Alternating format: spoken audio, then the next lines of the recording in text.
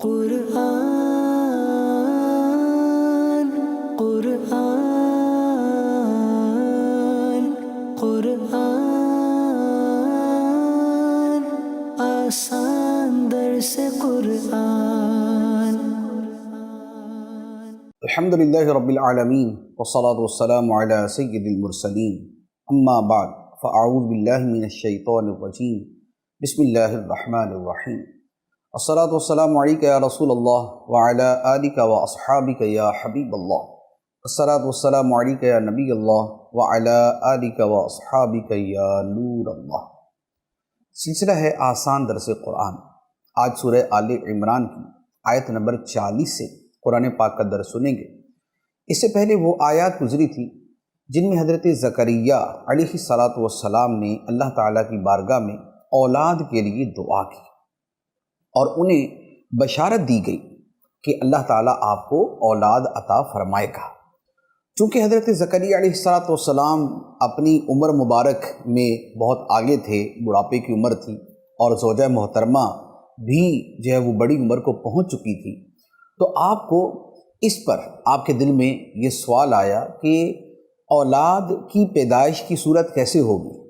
کیا ہم نئے سرے سے جوان ہو جائیں گے یا اسی عمر کی حالت میں اور اسی حالت و کیفیت میں اللہ تعالیٰ ہمیں اولاد عطا فرمائے گا؟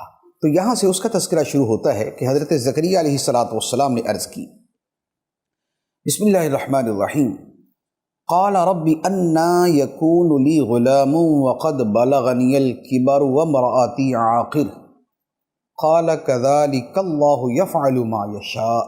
زکریا نے عرض کی، اے میرے رب، میرے ہاں لڑکا کیسے پیدا ہوگا حالانکہ مجھے بڑھاپا پہنچ چکا ہے اور میری بیوی بھی بانجھ ہے۔ اللہ نے فرمایا، اللہ یوں ہی جو چاہتا ہے کرتا ہے۔ حضرت زکریا علیہ السلام کے جواب میں یہ فرمایا گیا کہ خدا کی مشیت اور اس کی قدرت بڑی وسیع ہے، وہ جو چاہتا ہے کرتا ہے۔ مراد یہ تھی کہ اسی بڑھاپے کے عالم میں اللہ تعالیٰ اولاد عطا فرما دے گا۔ اس پر حضرت زکریا علیہ السلام نے پھر عرض کی، قال رب اجعل لی آیہ قال آیتک الا تکلم الناس ثلاثة ایام الا رمزا واذکر ربک کثیرا وسبح بالعشی والابکار۔ عرض کی، اے میرے رب، میرے لیے کوئی نشانی مقرر کر دے۔ اللہ نے فرمایا، اے زکریا، تیری نشانی یہ ہے کہ تم 3 دن تک لوگوں سے صرف اشارے سے بات چیت کر سکو گے اور اپنے رب کو کثرت سے یاد کرو اور صبح و شام اس کی تسبیح کرتے رہو۔ یہ حضرت زکریا علیہ السلام نے مزید جو عرض کی کہ اے اللہ، کوئی نشانی کہ مجھے کب پتہ چلے گا کہ اب میرے گھر میں بھی اولاد ہونے والی ہے؟ تو اللہ تعالیٰ نے فرمایا کہ اس کی نشانی یہ ہوگی کہ 3 دن تک حضرت زکریا علیہ السلام صرف اشارے سے بات کر سکیں گے۔ زبان سے جو لوگوں سے کلام کرنا ہوتا ہے وہ آپ نہیں کر سکیں گے۔ ذکر الہی کریں گے تو ہو جائے گا، تسبیح کریں گے، ذکر کریں گے تو ہوگا، لیکن لوگوں سے جو عام کلام کرنا ہوتا ہے وہ نہیں ہوگا، وہ اشارے سے ہوگا۔ تو یہ نشانی جو ہے یہ اللہ تعالیٰ نے عطا فرمائی، اور پھر اس کے بعد وہی سلسلہ ہوا کہ اللہ تعالیٰ نے حضرت زکریا علیہ السلام کو حضرت یحییٰ علیہ السلام عطا فرمائے۔ اب اس کے بعد حضرت مریم رضی اللہ تعالی عنہا کی عظمت و شان کا بیان ہے۔ ارشاد ہوتا ہے، وَإِذْ قَالَتِ الْمَلَائِكَةُ يَا مَرْيَمُ إِنَّ اللَّهَ اصْطَفَاكِ وَطَهَّرَكِ وَاصْطَفَاكِ عَلَى نِسَاءِ الْعَالَمِينَ۔ اور یاد کرو جب فرشتوں نے کہا، اے مریم، بے شک اللہ نے تمہیں چن لیا ہے اور تمہیں خوب پاکیزہ کر دیا ہے اور تمہیں سارے جہان کی عورتوں پر منتخب کر لیا ہے۔ یہ حضرت مریم رضی اللہ تعالی عنہا کی عظیم فضیلت کا بیان ہے۔ ایک بات تو یہ ہوئی کہ فرشتوں نے حضرت مریم رضی اللہ تعالیٰ عنہ سے کلام کیا۔ اللہ تعالیٰ کے فرشتے بغیر امر الہی کے کسی سے کلام نہیں کرتے۔ تو اب بطور خاص ان سے جو کلام ہوا تو یہ ان کا ایک شرف۔ دوسرا پھر ان کو جو بشارت اور فضیلت دی گئی کہ اللہ کا پیغام یہ ہے کہ اے مریم خدا نے تمہیں چن لیا ہے، خدا کے منتخب بندوں اور بندیوں میں آپ کا شمار۔ دوسری بات فرمایا کہ تمہیں خوب پاکیزہ کر دیا ہے۔ سبحان اللہ، یہ وہ ہستی کہ جن کی پاکیزگی اللہ تعالیٰ قرآن میں بیان فرماتا ہے۔ اور تیسری بات فرمائی کہ اللہ تعالیٰ نے تمہیں سارے جہان کی عورتوں پر منتخب کر دیا ہے، یعنی حضرت مریم رضی اللہ تعالیٰ عنہا کے زمانے میں آپ کے مرتبے کی کوئی عورت پوری دنیا میں نہیں تھی۔ آپ کا مرتبہ اللہ تعالیٰ نے اتنا بلند فرمایا۔ اور پھر ویسے بھی یہ حقیقت ہے کہ حضرت مریم رضی اللہ تعالیٰ عنہ کائنات کی افضل ترین خواتین میں سے ہیں۔ حضرت مریم، حضرت خدیجہ، حضرت فاطمہ، حضرت عائشہ اور حضرت آسیہ رضی اللہ تعالیٰ عنہن اجمعین، یہ 5 ہستیاں وہ ہیں جو کائنات کی سب سے عظیم ہستیاں ہیں۔ تو گویا حضرت مریم اپنے زمانے میں تو علی الاطلاق سب سے افضل تھی، اور اس کے علاوہ بھی حضرت حوا سے لے کے قیامت تک کی جتنی خواتین ہوں گی ان میں جو افضل ترین ہستیاں 5 ہیں ان میں سے ایک آپ کی ہستی بھی ہے۔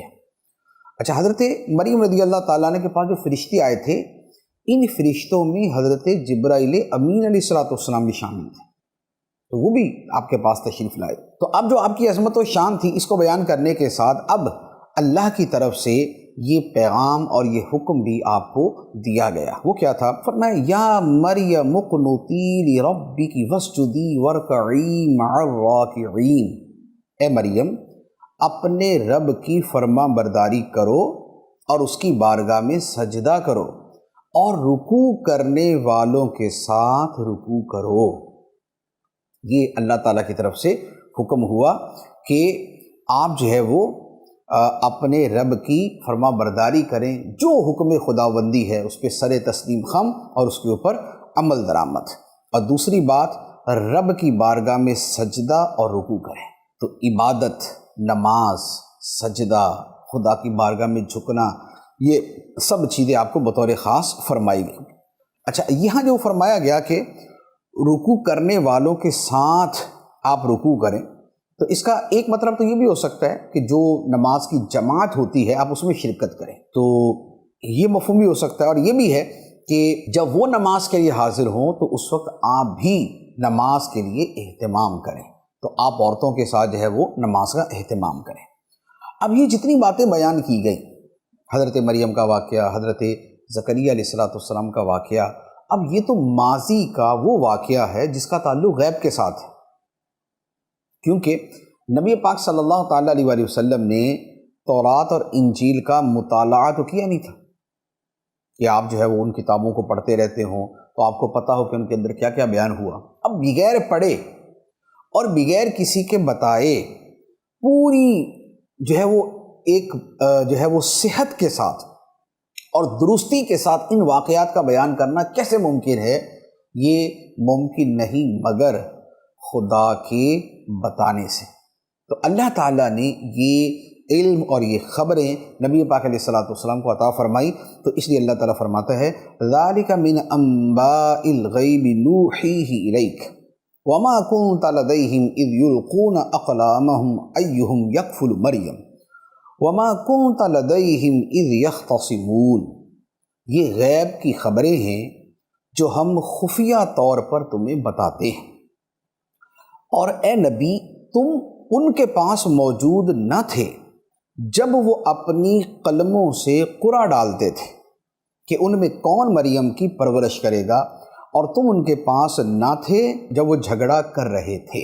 یہاں 3-4 چیزیں بیان ہوئی۔ پہلی بات تو فرمائی کہ یہ واقعات کا بیان یہ غیب کی خبریں ہیں، تو نبی پاک صلی اللہ تعالیٰ علیہ وسلم کو اللہ تعالیٰ نے غیب سے خبردار کیا۔ یہ غیب کا جو ہے وہ علم اور غیب کی باتیں جو ہے تو نبی پاک علیہ السلام کو عطا فرمائی، ایک بات۔ دوسری بات فرمایا کہ اے نبی علیہ السلام آپ فزیکلی اب جسمانی طور پہ وہاں موجود نہیں تھے جب وہ قرآن اندازی کر رہے تھے۔ اچھا، ہوا یہ تھا کہ حضرت مریم رضی اللہ تعالی عنہا کی پرورش کے حوالے سے ان میں آپس کے اندر اختلاف ہو گیا، کیونکہ آپ کا تعلق جو ہے وہ خاندان نبوت کے ساتھ تھا، اور آپ کی پرورش کے لیے جو ہے وہ بہت سارے لوگ امیدوار تھے کہ آپ کی پرورش ہم کریں گے۔ تو اب جب آپس میں اختلاف ہوا تو فیصلہ کیسے کریں؟ تو فیصلہ اس پہ ہوا کہ قرآن اندازی کی جائے، قرآن اندازی میں جس کا نام نکلے یا قرآن جس کے حق میں آئے تو وہی پرورش کرے گا۔ اچھا، اب قرآن کیسے ہوا؟ ایک تو قرآن اندازی یہ ہوتی ہے نا جب ہم نام لکھ کے جو ہے وہ قرآن ڈالتے ہیں، تو یہاں جو قرآن اندازی کی گئی وہ یہ تھی کہ سب نے جو ہے اپنے اپنے قلم یہ پانی میں رکھے، بہتے ہوئے پانی میں۔ اب پانی اس طرف کو بہہ رہا ہے، قلم رکھے تو لازمی بات ہے قلم بھی اسی طرف کو بہیں گے جس طرف پانی ہے۔ تو اب حضرت مریم کی پرورش اس نے کرنی تھی کہ جس کا قلم پانی کے بہاؤ پر نہیں بلکہ اس کے برعکس جانا شروع کر دے۔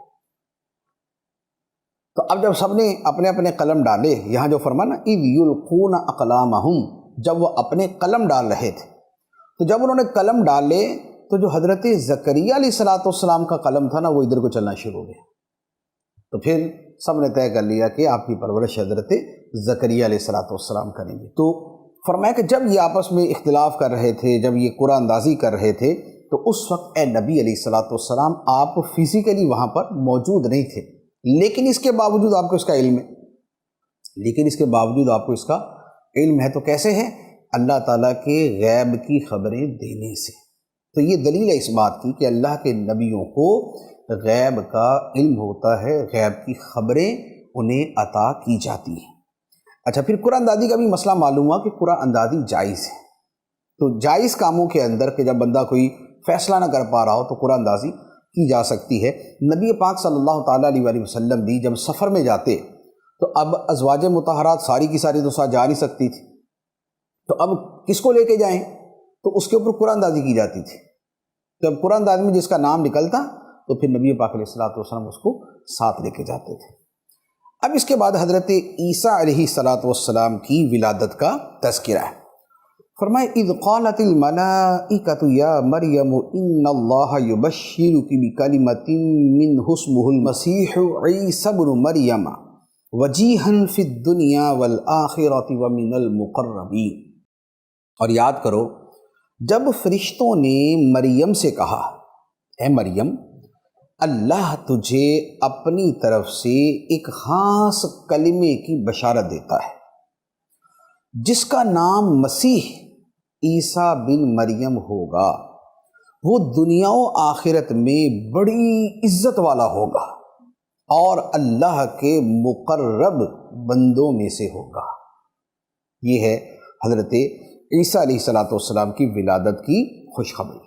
تو فرشتوں نے حضرت مریم سے یہ کہا، فرشتوں سے مراد یہاں پر یہ ہے کہ فرشتے تو سارے تھے، ساتھ میں جبرائیل امین علیہ السلام بھی تھے۔ تو انہوں نے کہا کہ اے مریم، اللہ تعالیٰ تجھے ایک بشارت عطا فرماتا ہے اور وہ ہے کلمے کی۔ کلمے سے مراد ہے حضرت عیسیٰ علیہ السلام کی ذات، کیونکہ آپ کا لقب ہے کلمۃ اللہ، اللہ کا کلمہ۔ اللہ کا کلمہ کیوں؟ اس لیے کہ آپ کی جو تخلیق ہے وہ میاں بیوی کے ملاپ والی صورت سے نہیں ہوئی بلکہ رب کے کلمہ کن سے ہوئی۔ کن ہو جا، عیسیٰ علیہ السلام وہ تو کلمہ کن سے ہوئی، جو اس لیے آپ کو کلمۃ اللہ کہا جاتا ہے۔ تو اللہ تعالیٰ نے پہلے بیان فرما دیا کہ نام ہوگا مسیح عیسیٰ بن مریم۔ تو آپ کا نام عیسیٰ، مسیح اور ابن مریم، تو یہ تینوں الفاظ آپ کی ذات کے لیے استعمال کیے جاتے ہیں۔ عیسیٰ اصل نام ہے، مسیح جو ہے وہ آپ کی صفت ہے، اور ابن مریم جو ہے وہ آپ کی جو ہے وہ نسبی جو نسبت ہے اس کا بیان ہے۔ اور قرآن پاک میں ہر جگہ حضرت عیسیٰ علیہ السلام کو ابن مریم ہی کہا گیا، یعنی جہاں پر بھی آپ کی ابنیت کا بیان ہے، آپ کے بیٹا ہونے کا بیان ہے، تو کسی بھی جگہ باپ کا نام نہیں لیا، جبکہ قرآن پاک میں اور ہر جگہ جس کے بھی جو ہے وہ نسب کا ذکر کیا باپ کا نام لیا گیا، لیکن یہاں پر اور اس کے علاوہ ہر جگہ حضرت عیسیٰ علیہ السلام کے لیے ابن مریم ابن مریم ابن مریم ابن مریم۔ یہ اس بات کی دلیل ہے کہ آپ بغیر باپ کے تنہا ماں سے پیدا ہوئے تھے، تنہا ماں سے پیدا ہوئے تھے، تو لہذا یہ ہمارے بنیادی عقائد میں سے ہے کہ حضرت عیسیٰ علیہ السلام بغیر باپ کے تنہا ماں سے بطور معجزہ کے پیدا ہوئے۔ یہ مسلمانوں کا عقیدہ ہے۔ تو بعض جو ہے وہ نیچری، یہ فطرت کو زیادہ ہی ماننے والے لوگ جو ہیں وہ معاذ اللہ اس کے اندر بھی تعویلیں کرتے ہیں، اور یہ جہالت ہے۔ تو اللہ تعالیٰ نے ساتھ ہی فرما دیا کہ عیسیٰ علیہ السلام جو ہے دنیا و آخرت میں بڑی عزت والے ہوں گے۔ دنیا میں عزت کہ دنیا کے اندر آپ سے محبت کرنے والوں کی تعداد بہت زیادہ ہے، آپ کا نام زندہ ہے اور آپ کا نام لیا جاتا ہے۔ اور آخرت میں یہ ہے کہ آپ کو مرتبہ شفاعت ملے گا، آپ کو مقام و مرتبہ ملے گا، اور خدا کے مقربین میں سے ہیں، اللہ کے قرب والے بندوں میں سے ہیں۔ اور مزید آپ کی شان کیا ہے؟ فرمایا وَيُكَلِّمُ النَّاسَ فِي الْمَهْدِ وَكَهْلًا وَمِنَ الصَّالِحِينَ، اور وہ عیسیٰ لوگوں سے جھولے میں اور بڑی عمر میں بات کرے گا، اور خاص بندوں میں سے ہوگا۔ یہ آپ کی 3 صفتیں بیان فرمائیں۔ آپ جھولے میں کلام کریں گے۔ جھولے میں کلام مراد یہ کہ جس عمر میں بچے کلام نہیں کرتے آپ اس عمر میں کلام کریں گے۔ چنانچہ اس کے بعد آگے پھر جو پورا واقعہ ہے کہ جب حضرت مریم رضی اللہ تعالی عنہ آپ کو لے کر قوم کے پاس آئیں، اور قوم نے کہا کہ اے مریم یہ کیا، تمہاری تو شادی نہیں ہوئی اور یہ بچہ کہاں سے آ گیا؟ تو اس وقت اپنی والدہ کی پاک دامنی کی گواہی حضرت عیسیٰ علیہ السلام نے جھولے میں دی تھی، جبکہ آپ بڑی دیر پہلے ہی پیدا ہوئے تھے۔ تو اتنی چھوٹی عمر میں کلام جو ہے وہ عام انسان نہیں کرتے۔ حضرت عیسیٰ علیہ السلام نے اس وقت کلام فرمایا، اور بڑی عمر میں بھی آپ کلام کریں گے۔ یہ اس بات کی دلیل تھی کہ آپ بڑی عمر کو پہنچیں گے، یعنی کہ آپ کی جو ظاہری حیات مبارکہ ہے وہ بھی ابھی طویل ہوگی، تو یہ اس کی خبر۔ اور تیسری بات فرمائی کہ آپ خاص بندوں میں سے ہوں گے، اللہ تعالیٰ کے چنے ہوئے، اللہ تعالیٰ کے برگزیدہ بندوں میں سے ہوں گے۔ اچھا، اب جب یہ بشارت حضرت مریم رضی اللہ تعالیٰ عنہ کو دی گئی کہ آپ کے یہاں بیٹا ہوگا، اللہ کا کلمہ مسیح عیسیٰ بن مریم اور مقربین میں سے، تو یہ سب شانیں بیان کی، تو حضرت مریم تو جو ہے وہ حیران ہوگی، کیونکہ آپ کی تو شادی نہیں ہوئی تھی ابھی۔ تو آپ نے کہا قالت ربی انا یکون لی ولد ولم یمسسنی بشر قال كذلك اللہ یخلق ما یشاء اذا قضى امرا فانما یقول له کن فیکون۔ مریم نے عرض کیا اے میرے رب، میرے ہاں بچہ کیسے ہوگا؟ مجھے تو کسی شخص نے ہاتھ بھی نہیں لگایا۔ اللہ نے فرمایا یوں ہی اللہ جو چاہتا ہے پیدا کرتا ہے۔ جب وہ کسی کام کا فیصلہ فرما لیتا ہے تو اسے صرف اتنا فرماتا ہے ہو جا، تو وہ کام فوراً ہو جاتا ہے۔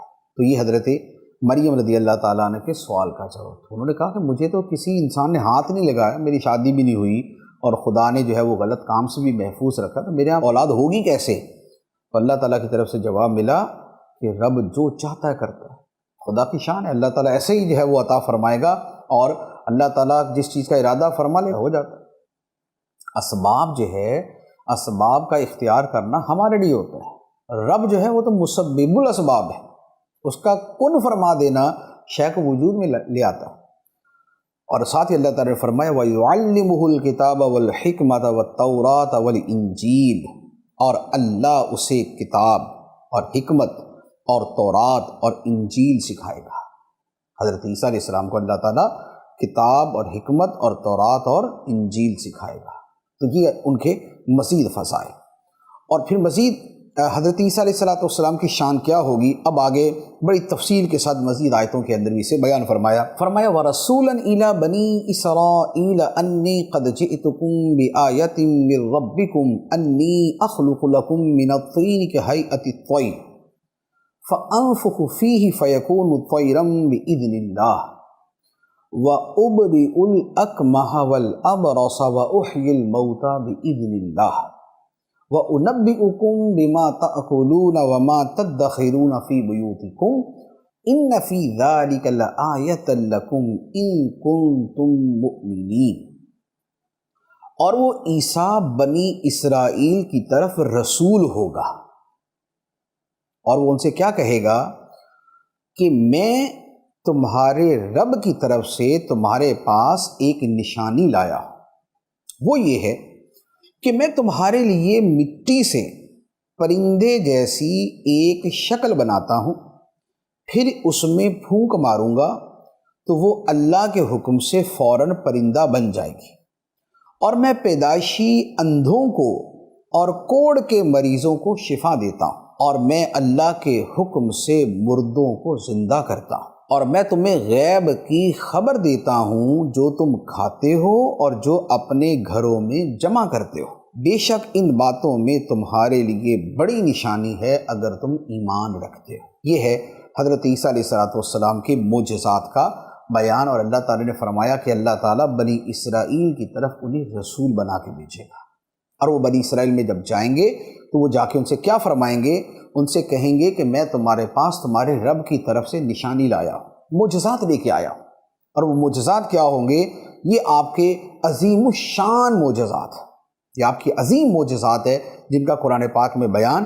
پہلی بات فرمائی کہ مٹی سے پرندے کی ایک صورت بناؤں گا، جیسے بچوں کو کھلونے ہوتے ہیں نا تو مٹی سے جو ہے وہ بنائے جاتے ہیں، تو فرمایا کہ مٹی سے پرندے کی ایک صورت بناؤں گا اور اس میں پھونک ماروں گا، وہ پھونک ماروں گا تو وہ حقیقی پرندہ بن کے اڑ جائے گا۔ تو یہ آپ کا معجزہ جو اس میں روح ڈالنے کا ہے اور جو اس میں حیات ڈالنے کا ہے، اور جو مٹی کی مورت کو حقیقی جو ہے وہ ذی روح میں تبدیل کرنے کا ہے، یہ آپ کے عظیم معجزات میں سے ہے۔ تو ایک تو یہ، اور ہوگا کیسے؟ اللہ کے حکم سے، اللہ کے حکم سے۔ دوسری بات فرمائی کہ جو پیدائشی اندھا ہو، ایک ہوتا ہے کہ آدمی ٹھیک تھا اور اس کی آنکھوں میں کو خلل آ گیا، کو آنکھوں کے پردے جو ہے وہ اس کے آگے پیچھے ہو گئے، خراب ہو گئے، تو وہ نابینا ہو گیا۔ یہ جو نابینا ہوتا ہے نا، اس کا علاج بھی ہو جاتا ہے، جیسے آج کے زمانے میں ہے کہ آنکھوں کے پردے جو ہے وہ اگر آگے پیچھے ہو جاتے ہیں تو لیزر آپریشن ہے اور بہت ساری ٹیکنالوجیز ہیں، اس کے ذریعے سیٹ کر دیا جاتا ہے۔ لیکن جو پیدائشی نابینا ہو، پیدائشی نابینا وہ ہوتا ہے کہ جس کا پیچھے کا سسٹم ہی نہیں ہوتا کہ اس کو نظر آئے، تو گویا نارمل جو نابینا ہے اس سے بہت زیادہ جو ایکسٹریم صورت ہے وہ پیدائشی نابینا کی ہوتی ہے۔ اور حضرت عیسیٰ علیہ السلام کیا فرماتے ہیں؟ فرمایا کہ جو پیدائشی اندھا ہو میں اسے بھی ٹھیک کر دوں گا۔ تو آپ جو ہے اس کو بھی پھونک مارتے تھے اور اللہ تعالیٰ اسے آنکھوں کا نور عطا فرما دیتا تھا، دیکھنا شروع کر دیتے۔ اچھا، تیسری بات فرمایا کوڑ کے مریضوں کو شفا یاب کر دوں گا۔ کوڑ کا مرض ابھی قریب زمانے تک ظاہری اعتبار سے ناقابل علاج تھا، یعنی ڈاکٹر اس کا علاج ہے وہ دریافت نہیں کر سکے تھے، اور پچھلے زمانے میں تو اور زیادہ جو ہے نا وہ ورس صورت تھی۔ تو کوڑ کا مرض جس کو ہوتا تھا پھر نہ ٹھیک ہوا، لیکن حضرت عیسیٰ علیہ السلام کیا کرتے تھے؟ سبحان اللہ، ہاتھ پھیرتے تھے، کوڑ کا مریض ٹھیک ہو جاتا تھا۔ تو فرمایا کہ میں کوڑ کے مریضوں کو ٹھیک کر دوں گا۔ اور اگلا معجزہ بیان فرمایا کہ اللہ کے حکم سے مردوں کو زندہ کر دوں گا۔ حضرت عیسیٰ علیہ السلام کا یہ ایک بہت اعلیٰ معجزہ کہ آپ مردے کو فرماتے تھے اللہ کے حکم سے اٹھ کھڑا ہو، مردہ کھڑا ہو جاتا تھا، زندہ ہو جاتا تھا۔ اللہ تعالیٰ نے یہ معجزہ عطا فرمایا۔ پھر اس کے ساتھ اگلا معجزہ فرمایا کہ جو تم کھاتے ہو اور جو تم اپنے گھروں میں ذخیرہ کرتے ہو، جمع کرتے ہو، میں تمہیں اس کا بھی بتا دوں گا۔ یعنی گھر سے جو کھا کے آئے، عیسیٰ علیہ السلام فرما دیتے تھے تم یہ کھا کے آئے، اور جو گھر میں چھپا کے آئے، رکھ کے آئے، عیسیٰ علیہ السلام بتا دیتے تھے کہ تم اپنے گھر میں یہ رکھ کے آئے۔ یہ ہے غیب کا علم، غیب کی خبر۔ تو حضرت عیسیٰ علیہ السلام یہ بھی بتا دیا کرتے تھے۔ تو فرمایا کہ بے شک ان سب چیزوں میں تمہارے لیے بڑی نشانی ہے اگر تم ایمان رکھتے ہو۔ یہ حضرت عیسیٰ علیہ السلام کی معجزات ہیں کمال کے، سبحان اللہ۔ یعنی کہ آپ ان کو پڑھیں، بار بار پڑھیں، تو ایک تو حضرت عیسیٰ علیہ السلام کی عظمت و شان جو ہے وہ سامنے آتی کہ سبحان اللہ کیا شان تھی۔ دوسرا رب کی شان کہ رب جس کو چاہے جو چاہے کمال عطا فرما دے۔ تیسری بات یہ بھی پتہ چلا کہ جو خدا کے پیارے ہوتے ہیں ان کو اللہ تعالیٰ کی طرف سے قدرت اور تصرف اور اختیار ملتا ہے۔ نبی کو جب ایسی چیز ملتی ہے تو معجزہ کہلاتی ہے، اور ولی کو ایسی شے ملتی ہے تو کرامت کہلاتی ہے۔ تو یہ معجزہ اور کرامت کی صورت، عام مومنوں کے ساتھ ایسا معاملہ ہو جائے تو اسے معونت یعنی اللہ کی مدد کہا جاتا ہے اصطلاحی اعتبار سے۔ اچھا، پھر اس کے ساتھ ایک اور چیز، یہ جتنی بھی چیزیں ہیں کیسے ہوتی ہیں؟ اللہ کے اذن سے، اللہ کے حکم سے، اللہ کی اجازت سے۔ تو پتہ یہ چلا کہ اللہ کے اذن سے اللہ کے ولی، اللہ کے نبی یہ تصرف رکھتے ہیں، اختیار رکھتے ہیں، مشکلات دور کرتے ہیں، مردوں کو زندہ کر سکتے ہیں، بیماروں کو شفا دے سکتے ہیں، کوڑیوں کو تندرست کر سکتے ہیں، اندھوں کو بینا کر سکتے ہیں، غیب کی خبریں دے سکتے ہیں۔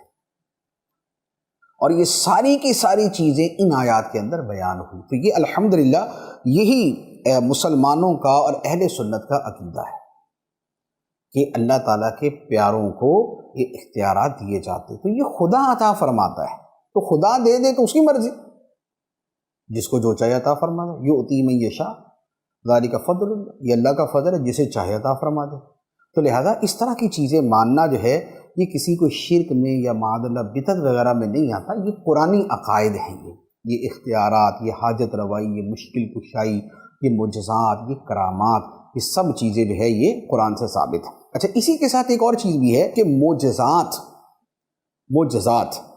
یہ قرآن سے ثابت ہیں۔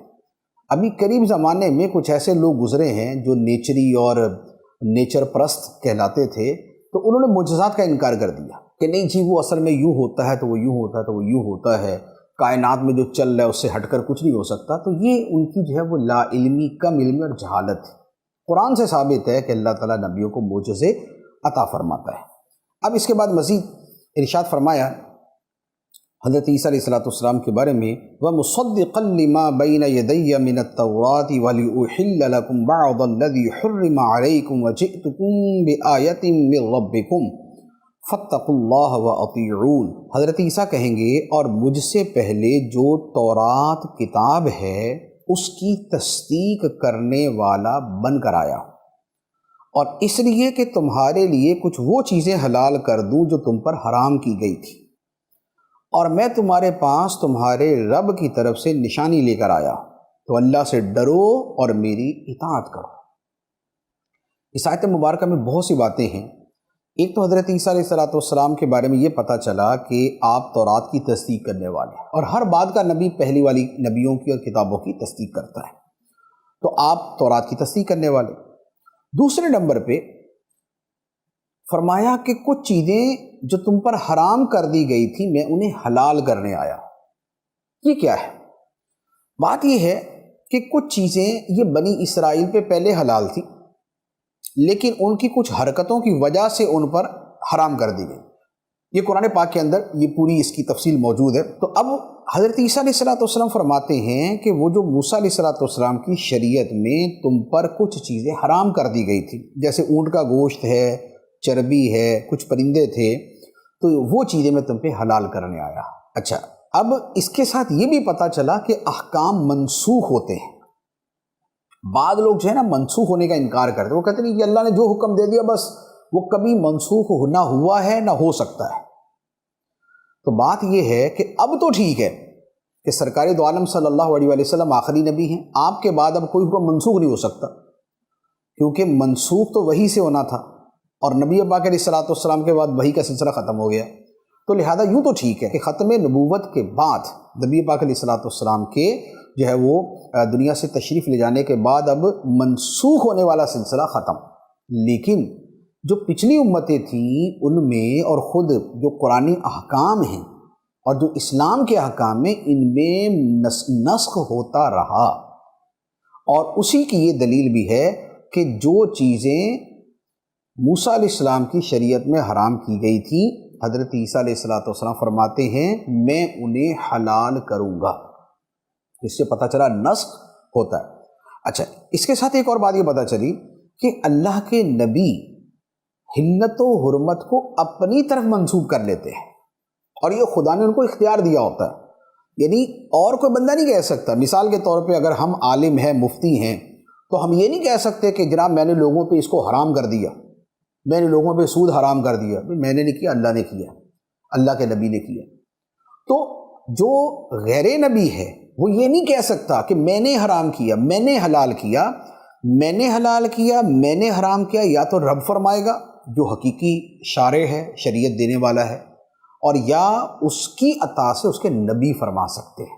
جیسے ہمارے نبی صلی اللہ تعالیٰ علیہ وسلم، آپ نے بیسیوں مقامات پہ فرمایا کہ یہ میں نے حلال کر دیا، یہ میں نے حرام کر دیا، یہ میں نے تم پہ منع کر دیا، یہ میں نے تم پہ فرض کر دیا.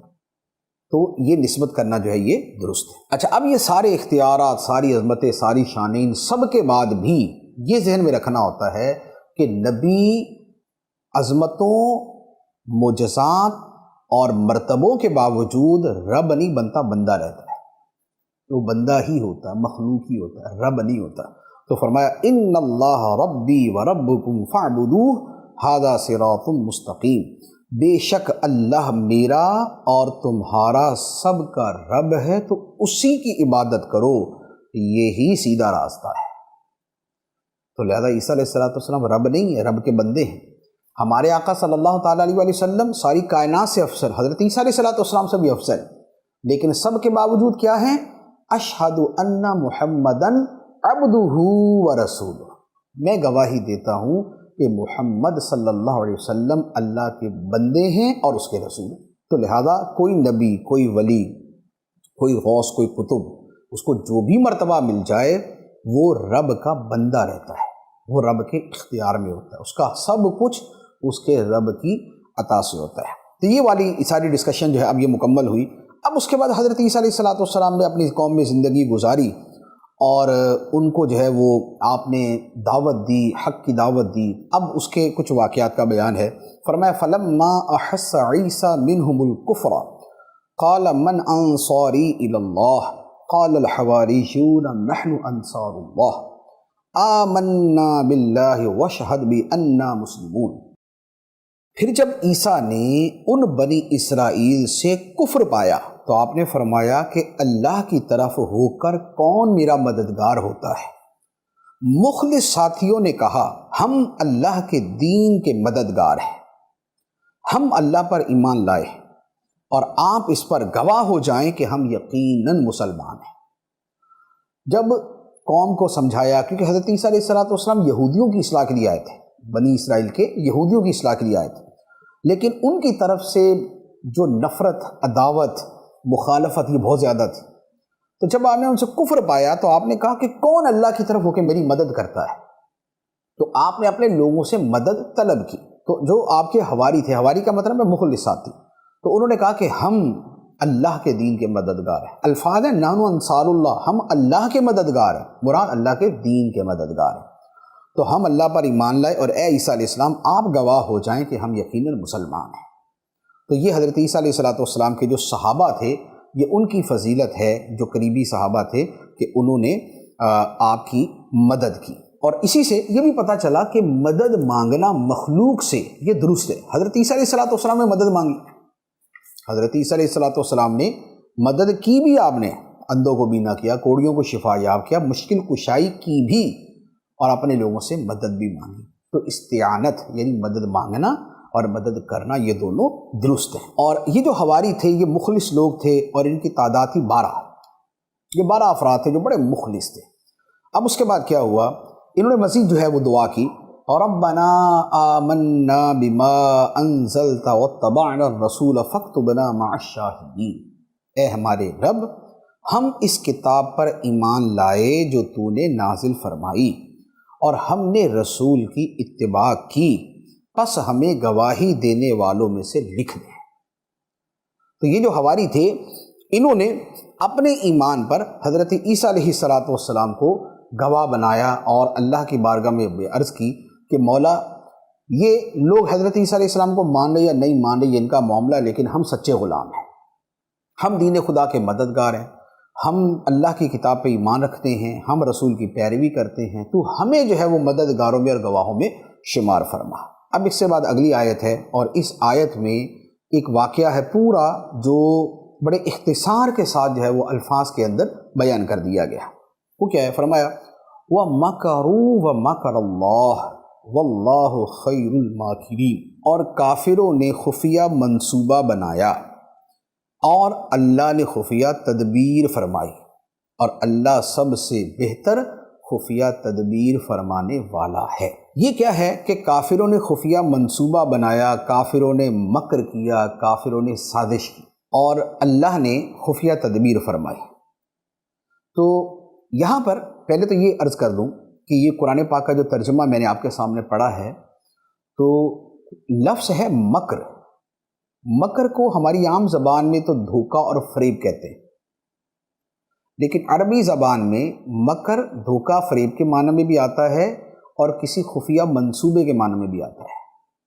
جب اس کی نسبت اللہ کی طرف ہو، جیسے اس آیت میں ہے وَمَكَرَ اللَّهُ، تو پھر اس کا ترجمہ مکر فریب اور دھوکہ نہیں ہو سکتا، پھر اس کا ترجمہ تو خفیہ تدبیر۔